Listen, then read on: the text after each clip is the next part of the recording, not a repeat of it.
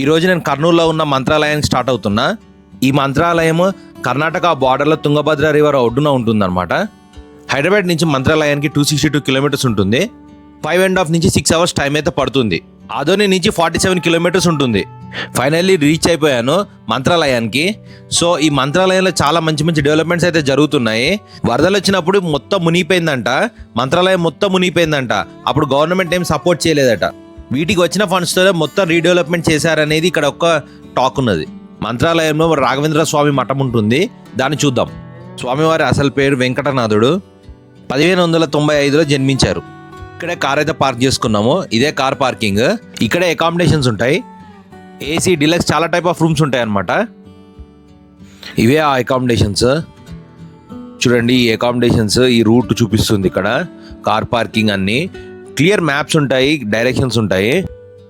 ఇక్కడే చాలా షాప్స్ అయితే ఉంటాయి. పూజకు కావాల్సిన అన్నీ దొరుకుతాయి ఇక్కడ.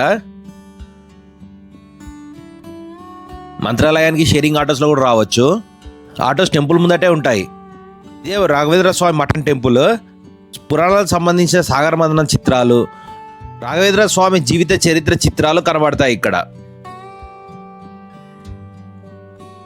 నేను ఎగ్జాక్ట్లీ టెంపుల్ సన్సెట్ టైంకి వచ్చాను.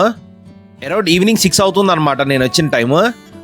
నార్మల్ డేస్లోనైతే టెంపుల్ ఆఫ్టర్నూన్ క్లోజ్ ఉంటుంది అనమాట. ఇదే రాఘవేంద్ర స్వామి మఠం. స్వామివారి అసలు పేరు వెంకటనాథుడు. స్వామివారు సన్యాసం తీసుకున్నాక స్వామివారి పేరు రాఘవేంద్ర స్వామిగా మార్చుకున్నారు. పూర్వంలో రాముల వారు ఒక రాయి దగ్గర సేద తీరారట 6 నుంచి 7 గంటల వరకు. ఆ రాయికి 700 ఏళ్ళు పూజలు అందుకునే వరం ఉందంట. సో ఆ రాయితోనే ఈ స్వామివారి విగ్రహాన్ని తయారు చేశారు. స్వామివారు 4 వేదాల అధ్యయనం చేశారు. మంత్రాలయంలో పంచముఖి వద్ద 12 ఏళ్ళు తపస్సు చేశారట. ఆయన తపస్సుకు మెచ్చి పంచముఖి ఆంజనేయ స్వామి ప్రత్యక్షమయ్యారట. సో ఆ పంచముఖి ఆంజనేయ స్వామి టెంపుల్ ఇక్కడ ఉంది. ఈ టెంపుల్ వాల్ మీద టోటల్ చరిత్ర ఉంది ఇక్కడ. రాఘవేంద్ర స్వామి మఠం లోపల చూద్దాం రండి. స్వామివారు తమిళనాడు, కర్ణాటక ప్రాంతాల్లో విస్తృతంగా ఆధ్యాత్మికత బోధన చేశారనమాట. పంచముఖి ఆంజనేయ స్వామి దర్శనం తర్వాత స్వామివారు ఇక్కడే సజీవ సమాధి అయిపోయారు. తమిళనాడుకు చెందిన తంజావూరులో తంజావూరు నాయక్ అనే ఒక రాజు ఉన్నాడు.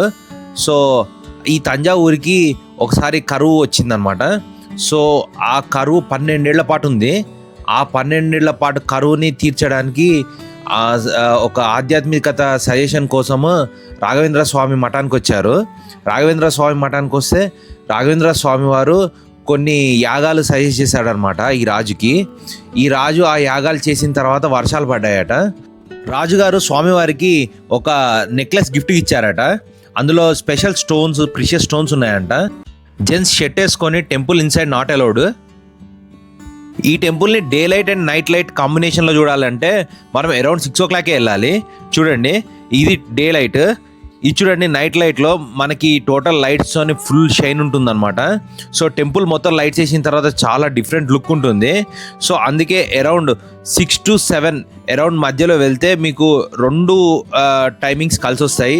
2 చూడొచ్చు, కంప్లీట్గా చూడొచ్చు అనమాట. సో లైటింగ్ అయితే చాలా బ్యూటిఫుల్ ఉంటుంది, ఖచ్చితంగా చూడాల్సిందే. చాలా డెవలప్మెంట్స్ అయితే జరుగుతున్నాయి ఇక్కడ. చాలా ప్రశాంతమైన టెంపుల్ ఇది. మనం మంత్రాలయం రీచ్ అవ్వడానికి మంత్రాలయం రైల్వే స్టేషన్ అయితే ఉంటుంది. సికింద్రాబాద్ టు మంత్రాలయం రాయలసీమ ఎక్స్ప్రెస్ ఉంది. 6 hours పడుతుంది రీచ్ అవ్వడానికి. విజయవాడ, తిరుపతి నుంచి 12 hours టైం పడుతుంది. ఈ వీడియో మీకు ఇన్ఫర్మేటివ్ ఉంది అని అనుకుంటున్నాను. ఖచ్చితంగా లైక్, షేర్ అండ్ సబ్స్క్రైబ్ చేయండి. Thank you.